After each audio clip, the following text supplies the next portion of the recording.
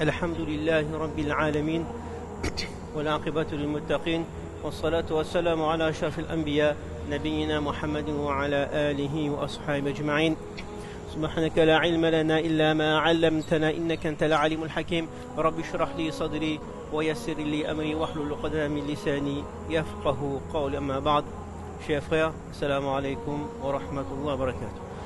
On remercie Allah subhanahu wa ta'ala, le très haut, le tout miséricordieux, maître des mondes et de l'univers, de nous avoir accordé iman. Et à chaque fois on le dit, on remercie Allah subhanahu wa ta'ala de nous accorder iman et qu'il nous fasse mourir avec iman. Amin. On remercie Allah subhanahu wa ta'ala qui nous a choisis pour venir tôt à la masjid. Il y a quelques semaines, Mouli Ridwan, il a rappelé l'importance du Jumu'ah. Est-ce qu'on a mis en pratique? Oui, nous sommes présents, nous avons mis en pratique, nous sommes venus tôt à la masjid. Il y a quelques années de cela, donc à cette heure-ci, c'est-à-dire à 20 minutes avant Khutbah, masjid est presque plein. Aujourd'hui, c'est presque vide.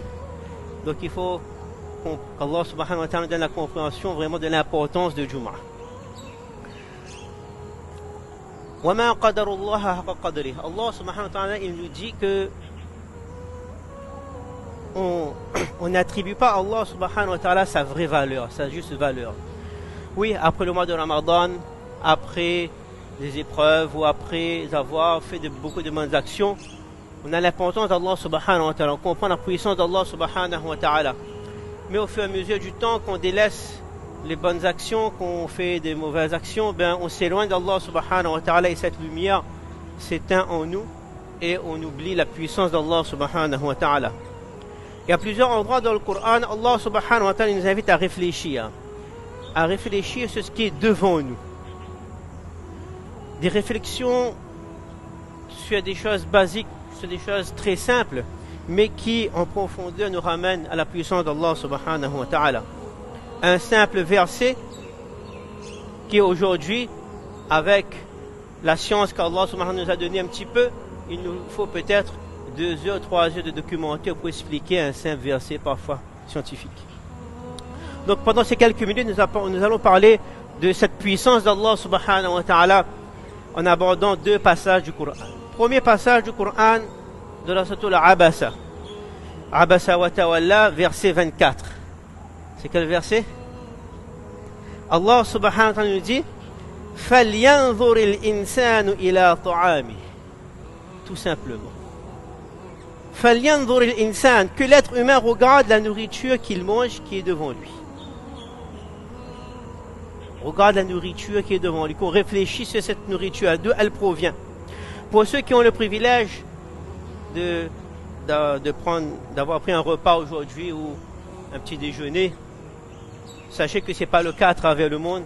On peut prendre un repas par jour. Alhamdulillah, remercie Allah subhanahu wa ta'ala. Si on a pu prendre par exemple du pain ce matin, composant du pain, farine, de l'eau, levure et du sel. Et dans la farine, il y a l'amidon, par exemple c'est de pommes de terre, blé, maïs, etc. Allons réfléchir un instant. Prenons quelques minutes, on réfléchit sur l'origine de ce morceau de pain. Fabrication de la farine, d'où vient chaque composant. On a planté, une personne qui a cultivé ça, on l'a arrosé. Est-ce que c'est l'eau de pluie ou bien l'eau dessalinée, ou quelle sorte d'eau a alimenté cette graine-là? C'est devenu un ingrédient. Ensuite, on a mis de l'engrais naturel, chimique. On l'a cueilli.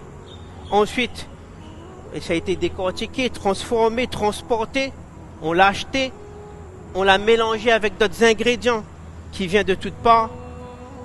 Et le boulanger, il a fabriqué le pain. Il met le pain dans le four. Donc, le composant, c'est le même. On met même degré et on voit certains pains. Parfois, c'est trop cuit, parfois, c'est moins cuit. C'est comme ça. Et nous, on arrive, on achète ce pain-là, on transporte chez nous. On le coupe, on prend un morceau. Parfois, on mélange avec un autre ingrédient, le beurre. Là aussi, si on commence à réfléchir sur le beurre, on finira pas. Le lait, quelle crème, quelle vache, quelle région, qu'est-ce qu'elle a mangé, etc. Maintenant, on va manger ça, on dit, subhanallah, ce morceau de pain. فَلْيَنْظُرِ الْإِنسَانُ إِلَى طَعَامِهِ. Réfléchissez d'où vient ça. et on dit Bismillah. Au nom d'Allah, je mange ce pain-là qu'il m'a donné. C'est ça la puissance d'Allah subhanahu wa ta'ala. On réfléchit sur les choses qui sont devant nous et que cela m'est parvenu, comment cela m'est parvenu. Mais maintenant, lorsque je consomme cette nourriture-là, ben cela nous rapproche de la mort. Parce que là, on a diminué le risque qui m'est écrit, qui m'est destiné. Et lorsqu'on va manger le dernier grain de riz, le dernier repas, ben là, on va mourir. Donc, il en va de même pour chaque nourriture, ainsi que le riz, par exemple, l'eau, etc. Donc, que l'homme considère donc sa nourriture, que l'être humain, il regarde la nourriture qu'il mange et qu'il réfléchisse d'où elle provient. Pour ceux qui ont pu manger du miel en ce moment, qui devient très rare aussi, du miel pur, hein, on a un peu tous un peu la crème, un peu la toux, on prend un peu de miel, ben on peut réfléchir là-dessus. Deuxième passage du Coran où Allah subhanahu prend du miel. Donc accordez-vous quelques minutes de réflexion. Le miel, il vient d'où? Hein, de l'abeille. Et l'abeille est tellement précieuse, tellement importante, qu'Allah subhanahu wa ta'ala a consacré l'intitulé d'une sourate wa elle. Suratu An-Nahl, au pluriel. Les abeilles. Cité une seule fois dans le Coran, au pluriel. 16e sourate du Coran. 14e juz. Versets 68 et 69. Ces deux versets-là regorgent d'enseignements. Chaque mot qu'Allah subhanahu utilise est sujet à développer. Allah subhanahu wa ta'ala, il le dit وَأَوْحَى رَبُّكَ إِلَى النَّحْلِ أَنِ اتَّخِذِي مِنَ الْجِبَالِ بُيُوتًا وَمِنَ الشَّجَرِ وَمِمَّا يَعْرِشُونَ ثم كلي من كل الثمرات فاسلكي سبل ربك ذللا يخرج من بطونها شراب مختلف ألوانه فيه شفاء للناس. Subhanallah. C'est merveilleux ce verset-là. Au 7e siècle, ce verset a été révélé. On ne sait rien de l'abeille. Mettez-nous dans le contexte. Aujourd'hui, on connaît un petit peu l'abeille, comment ça fonctionne. Mais lorsque ça s'est descendu, toutes les informations qu'on a là, ce n'est que le divin qui peut nous donner ça.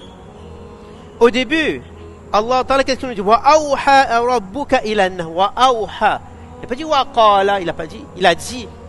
Il a révélé aux abeilles. Qu'est-ce qu'il a révélé? Anittakhidhi min al-jibali buyuta. Construisez vos maisons dans les montagnes. Ensuite, et ensuite dans les arbres. Et ensuite, et ce que ils vont construire pour vous. Allah subhanahu wa ta'ala a déjà mis dans les gènes des abeilles que en premier montagne, deuxième les arbres et troisième ce que les hommes vont construire. Il faut rester dedans aussi. Et dans le Coran, lorsqu'il y a une chronologie comme ça, ben ce qui vient avant est plus important. Les miels des montagnes sont les miels les plus chers et les plus purs. Ensuite viennent celui des arbres, ensuite ceux qui sont dans nos bouches. Comme dans toute la création, les abeilles aussi ont été créées par paires, mâles et femelles. Elles vivent en colonie et c'est une organisation quasi militaire qui est dedans. Dans chaque ruche, on retrouve une reine, des abeilles mâles, appelées faux-bourdons, et enfin, des abeilles femelles qu'on appelle des ouvrières. Et c'est elles qui vont butiner sur les fleurs de nos jardins. Les abeilles donc, qui butinent sont toujours des abeilles femelles. Mais comment on le sait? Lorsque les scientifiques ils ont découvert ça dans les années 1930, mais on retrouve cette information dans ce verset. Comment? Ben, on regarde les mots utilisés. C'est des mots féminins. Thumma kuli. Pas du kul. Fasluki. Tout est au féminin. Ça s'adresse aux abeilles femelles. C'est déjà... Si on réfléchit là-dessus, on voit la puissance d'Allah subhanahu wa ta'ala. Thumma kuli min kulli thamarat. Et là, le mot thamarat est employé. Pas dit fawaki, pas dit les fruits, c'est thamarat. Là aussi, c'est un sujet de discussion. Fasluki, quel chemin prendre, quel sentier prendre. Là aussi, Allah subhanahu wa ta'ala les a instruits là-dessus. Donc, c'est les abeilles femelles donc, qui récoltent le pollen et ensuite qui fabriquent le miel. Et c'est tout un processus. Yakhruju min butuniha. Là aussi, c'est extraordinaire. C'est un détail, butuniha. On dit bouton, batn, c'est au singulier, mais bouton, c'est au pluriel. Mais on peut pas dire boutonihin, boutoniha. Dans une seule abeille, on dit qu'il y a plusieurs abdomens. C'est écrit ici. Mais ça, on a découvert plus tard, ça. Dans l'abeille, il y a 2 estomacs. Un pour ce qu'il consomme, et l'autre, c'est pour récupérer le nectar ou l'eau pour ramener dans la ruche pour ainsi avoir le processus pour faire le miel. Allah subhanahu wa ta'ala a déjà cité ici. Min butuniha. Ensuite, on continue le verset. Yakhruju min butuniha sharabun mukhtalifun alwanu. Qu'est-ce qu'il en sort de son ventre? Une boisson. Donc, mukhtalifun alwan, c'est-à-dire de plusieurs couleurs. Une seule abeille, une seule ruche, une seule colonie, durant l'année, il nous donne plusieurs sortes de miel. Subhanallah. Pas besoin de chaque appareil qui nous donne, par exemple, si on prend l'appareil pour faire café. Donc il faut choisir, il faut qu'on met quelle capsule pour gagner cappuccino, là c'est pour gagner espresso. Il faut choisir, mais là c'est un seul abeille qui donne plusieurs miels. Subhanallah. La puissance d'Allah subhanahu wa ta'ala. Ensuite, on continue. Fihi shifa'un linnas. Dans le miel, il y a quoi? La guérison. Shifa. Pour qui? Linnas. Pour l'humanité, pour l'homme en général. Aujourd'hui, on est au cesse de découvrir. Vertu thérapeutique du miel. Les miels sont recommandés pour l'hydratation, cicatrisation des plaies, antibiotiques. Il y a de faibles concentrations de protéines, ce qui empêche les bactéries à développer. Le miel possède également des propriétés énergétiques, tonifiantes, calmantes, propriétés protectrices, cardiovasculaires, etc. C'est pas moi qui le dis, c'est des scientifiques qui ont trouvé ça. Mais nous, Allah subhanahu wa ta'ala dit que shifa'un linnas. Et on continue. On continue. On finira pas. Comme je dis, c'est une source, le Coran. On plonge et on trouve encore des trésors. Lorsqu'on observe les abeilles, leur mode de reproduction, c'est quoi? Donc aujourd'hui, nous savons que dans une ruche, c'est la reine qui pond les œufs. Que la reine. Et c'est elle-même qui féconde certains œufs ou pas. Fécondation, c'est elle-même. Comment? Donc, lorsqu'il y a le vol nuptial, la reine, elle choisit un bourdon mâle, elle le tue, prend toute la semence et garde dans son ventre pendant des années. Et lorsqu'elle pond, c'est elle qui dit, bon là je mets une semence dans cet œuf, ça va être fécondé, ici je mets pas, ici je mets, ici je mets pas. Subhanallah. C'est pas terminé. Alors on dit que, par exemple, les œufs qui sont fécondés va donner une abeille. Et les œufs qui ne sont pas fécondés, ben normalement c'est pas fécondé, ça pourrit ou bien dévoré. Mais non, ici il y a le miracle d'Allah subhanahu wa ta'ala. Les œufs non fécondés donnent des abeilles mâles. Subhanallah. Les œufs fécondés donnent des abeilles femelles. Allah subhanahu wa ta'ala par les abeilles nous démontre qu'il a le pouvoir sur toute chose. Kun fayakun. Pour Isa alayhi salam qui est né sans père. Là ici on a des abeilles qui est né d'une mère et d'un père. Les abeilles qui ont été fécondées, mais ceux qui n'ont pas été fécondés, il y a l'œuf qui vient de la reine, mais il n'y a pas de semence. Et Allah subhanahu wa ta'ala fait sortir les abeilles mâles de cet œuf-là. Donc tout ça pour dire que la puissance d'Allah subhanahu wa ta'ala est infinie. Il faut méditer là-dessus. Il faut nous ramener là-dessus. Pareil pour les autres insectes, on ne va pas tout développer. L'araignée, pourquoi c'est au féminin? Le moustique, pourquoi c'est au féminin? Cherchez, vous allez trouver pourquoi.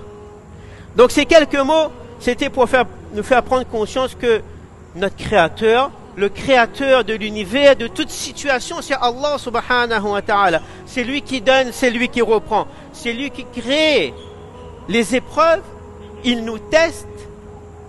Il suffit de demander pour qu'on passe ces épreuves-là. Faire preuve de patience. Toujours retourner vers Allah subhanahu wa ta'ala. Et aussi, pour nous faire prendre conscience aussi que la véracité du Coran ne fait pas l'ombre d'un doute. Le Coran est véridique, c'est divin, ça vient d'Allah subhanahu wa ta'ala. Il faut le lire, le comprendre, l'apprendre et aimer le Coran. Et pour terminer, à propos du Coran même, il y a une bonne nouvelle. Vous l'avez peut-être apprise il y a 2 jours de cela. Nous sommes aujourd'hui de nouveau champions du monde. Champions du monde du Coran. 5 catégories, 5 sipara. Pas encore. Et c'est la 2e fois qu'on est champion du monde. En 2008, dans notre madrasa, alhamdulillah, c'est Zakaria Saïd, fils de Mouli Yahya Saïd, qui avait remporté le premier prix du concours international à Makkah en 2008. Et il y a 2 jours de cela, donc le 6 septembre 2023, c'est notre élève de notre madrasa, alhamdulillah, Ilyas Abdou, fils de Ibn Mas'ud, qu'on connaît tous ici, qui devient le nouveau champion du monde de cette catégorie. Un parcours remarquable. Il est devenu hafid, il était sélectionné, là on voit aussi le travail qui est fait, sélectionné dans sa classe. Ensuite, il y a eu sélectionné dans la madrasa, pas des concours, hein, c'est pas comme ça. Ensuite, il est sélectionné ici, localement.